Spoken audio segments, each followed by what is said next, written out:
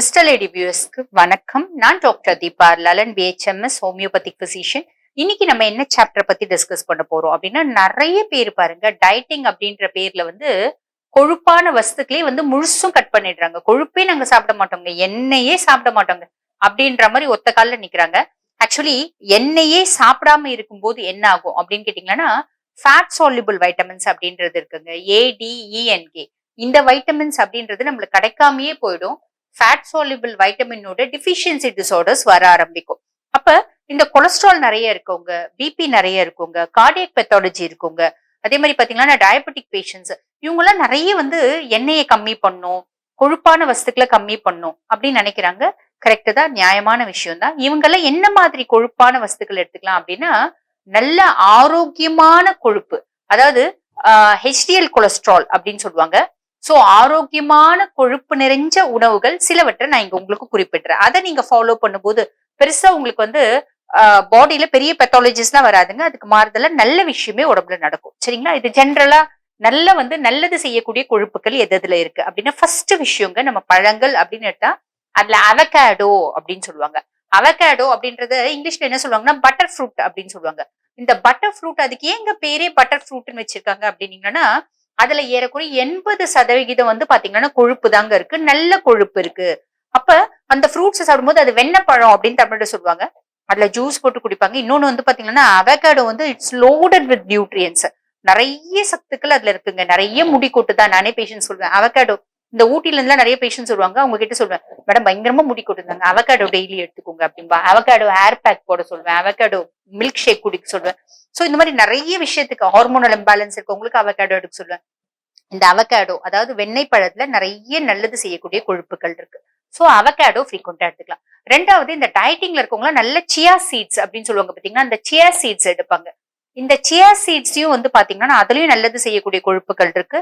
Omega 3 fatty acids அப்படின்றது இருக்கு. இது இருதயத்துக்கும் நல்லது செய்யும். லேடிஸ்க்கு மார்பக ப்ராப்ளம் வராம இருக்கிறதுக்கும் அது ஹெல்ப் பண்ணும். இன்னொன்னு பாத்தீங்கன்னா வயிறு நல்ல ஃபுல்லா இருக்க சென்சேஷன், சட்டைட்டி கொடுக்கும்.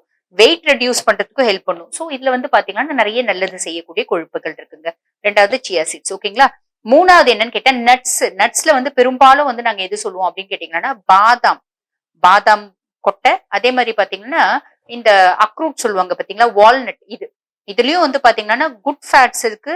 இன்னொன்னு வைட்டமின் இ நிறைய இருக்கு, மைக்ரோ நியூட்ரியன்ஸ் நிறைய இருக்கு.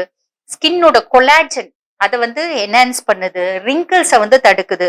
இன்னொன்னு பாதாம், அதுல இருக்க வைட்டமின் இ அப்படின்னு பாத்தீங்கன்னா அகைன் பாத்தீங்கன்னா மார்பக லேடிஸ்க்கு பாருங்க, மார்பக பிரச்சனைகள் வராம இருக்கிறதுக்கு ஹெல்ப் பண்ணுது.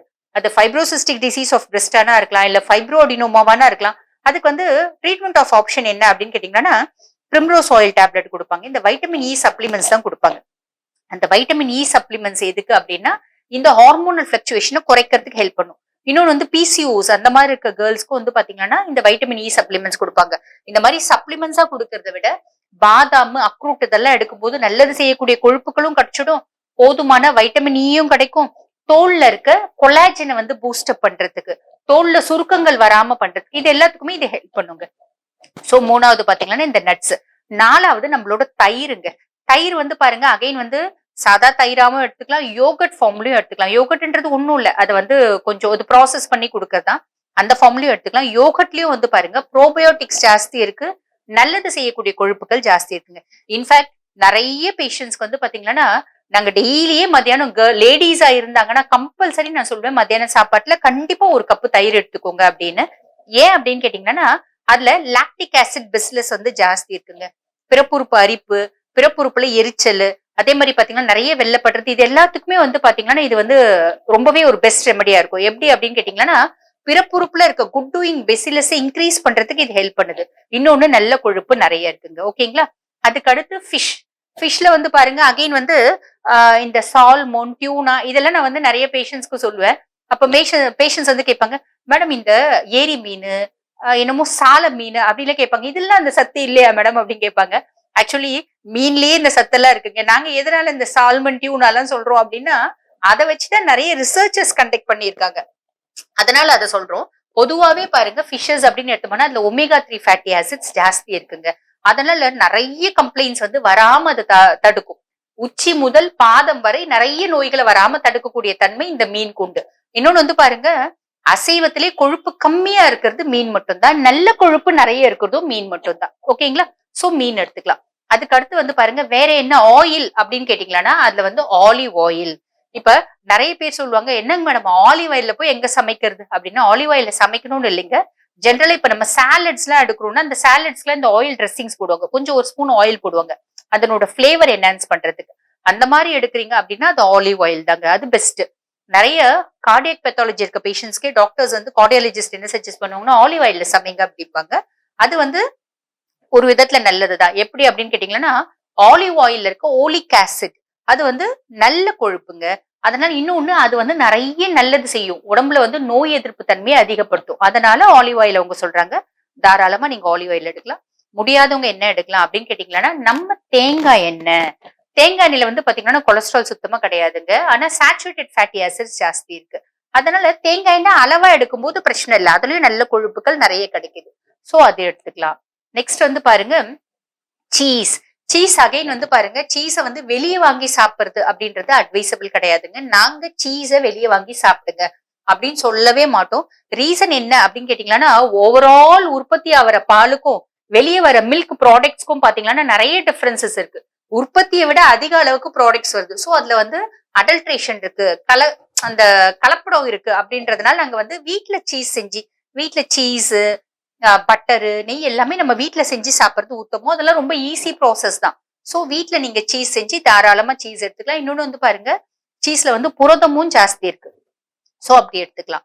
அகைன் இன்னொன்னு என்ன அப்படின்னு கேட்டீங்கன்னா, டார்க் சாக்லேட்ஸ்.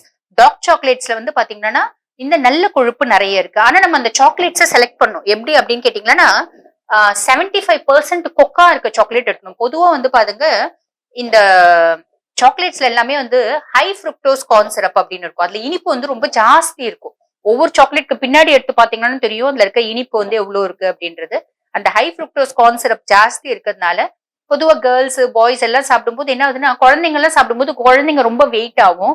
கேர்ள்ஸ்ல வந்து இந்த ப்ரிகாஷியஸ் பியூபர்ட்டி அப்படிம்பாங்க. சின்ன வயசுலயே வயசுக்கு வந்துடுறது. அதனால நிறைய காம்ப்ளிகேஷன்ஸ் இந்த மாதிரி பிற்காலத்துல வந்து பாத்தீங்கன்னா ப்ரிகாஷியஸ் பியூபர்ட்டினால பிற்காலத்துல ஃபைப்ராய்டு, அடினோமயோசிஸ் இதெல்லாமே வரதுக்கு ஒரு ஒரு சான்சஸ் இருக்கு. 100% கிடையாது, சம் பெர்சன்டேஜ். அதனால இந்த ப்ரிகாஷியஸ் பியூபர்ட்டி எல்லாம் வராம தடுக்கணும் அப்படின்னா, பிள்ளைங்களுக்கு சாக்லேட் கொடுக்காதீங்க அப்படின்னு நானே நிறைய வீடியோல சொல்லியிருப்பேன். அதுக்கு பதில் கடலை மிட்டாய் கொடுங்க அப்படின்னு இருப்பேன். பட் டார்க் சாக்லேட் அப்படின்றது என்னன்னா, அந்த 75% கொக்கா இருக்கணும், சுகர் கம்மியா இருக்கணும். அந்த மாதிரியும் சாக்லேட்ஸ் நிறைய விக்குது. அந்த மாதிரி நீங்க தேடி வந்து செலக்ட் பண்ணி சாப்பிடலாம். அதுலயும் வந்து பாருங்க நல்ல கொழுப்பு ஜாஸ்தி இருக்கு. இவ்வளவு விஷயம் நம்ம சொல்லியிருக்கோம், நல்ல கொழுப்பு ஜாஸ்தி இருக்கு அப்படின்னு. இன்னொன்னு வந்து பாருங்க, HDL கொலஸ்ட்ரால் வந்து இன்க்ரீஸ் பண்ணணும் நம்ம பாடியில அப்படின்னா, நம்ம சாப்பாட்டுல மிளகு ஃப்ரீக்வெண்டா சேர்த்துக்கணும், சீரகம் ஃப்ரீக்வெண்டா சேர்த்துக்கணும். அதே மாதிரி பாருங்க, சின்ன வெங்காயம் ஃப்ரீக்வெண்டா சேர்த்துக்கணும். ஒன்னும் இல்லைங்க, நம்ம ரசம் டெய்லி வச்சு சாப்பிட்டாலே, நம்ம ரசம் வைக்கிறதுனா என்ன பண்ணுவோம், இவ்வளோ புளி போட்டுப்போம், இவ்வளோ தக்காளி போட்டுப்போம், நல்லா புளிப்போ ஒரு ரசம் வைப்போம். ஆக்சுவலி ரசம் வைக்கிறது அப்படின்றதுனால இவ்வளவு புளி போட்டு வைக்கிறது இல்லைங்க, இவ்வளவே புளி போட்டு, அதாவது ஒரு எலுமிச்சம்பழ அளவுக்கு புளி தேவைப்படுமா, நீங்க என்ன பண்ணணும், ஒரு காட்டு நெல்லிக்காய் அளவுக்கு புளி எடுத்துக்கணும். புளி எடுத்துட்டு தக்காளி 2 வச்சு, பருப்பு தண்ணி எடுத்து, நிறைய சீரகம், ஒருத்தவங்களுக்கு ஒரு 8 மிளகு கொட்டை கணக்கு வச்சு, வீட்டுல 4 பேர் இருக்காங்கன்னா அத்தனை மிளகு கொட்டை கணக்கு வச்சு, பெருங்காயம் நிறைய போடணும். பெருங்காயம்ன்றது கார்பனேட்டிவ்ஸ் அப்படின்னு சொல்லுவாங்க. வாயுவை களையக்கூடிய உணவுப் பொருட்கள் நிறைய இருக்கு. அதே மாதிரி பூண்டு நம்ம சேர்த்துரும் பாத்தீங்கன்னா, அந்த பூண்டும் கார்பனேட்டிவ்ஸ்ல வந்துரும். சோ நம்ம ரசம் டெய்லி சாப்பிட்டாலே நம்ம உடம்புல நல்ல கொழுப்புகள் நிறைய ஆயிடும். கெட்ட கொழுப்புகள், அதாவது இந்த LDL, ட்ரைகிளிசரைட்ஸ் இதெல்லாம் காணாமையே போயிடுங்க. சோ நிறைய நல்ல கொழுப்புகள் இருக்கிற உணவுகள்லாம் என்னென்ன அப்படின்றது ஓரளவுக்கு உங்களுக்கு புரியும்படியே சொல்லியிருப்பேன்னு நினைக்கிறேன். இந்த ஃபுட்ஸ் எல்லாம் நீங்க தாராளமா சேர்த்துக்கலாம். எந்த விதமான ரெஸ்ட்ரிக்ஷன்ஸும் இல்லை. எந்த எண்ணெயா இருந்தாலும், அது தேங்காய் எண்ணெயா இருந்தாலும் சரி, ஆலிவ் ஆயிலா இருந்தாலும் சரி, ஒரு நாளைக்கு 4 டீஸ்பூன் எடுங்க, மிச்சம் வேண்டாம். தெளிவா புரிஞ்சிருக்கும். இதே மாதிரி இன்னொரு பதிவுல உங்களை பார்க்கிறேன். தேங்க்யூ.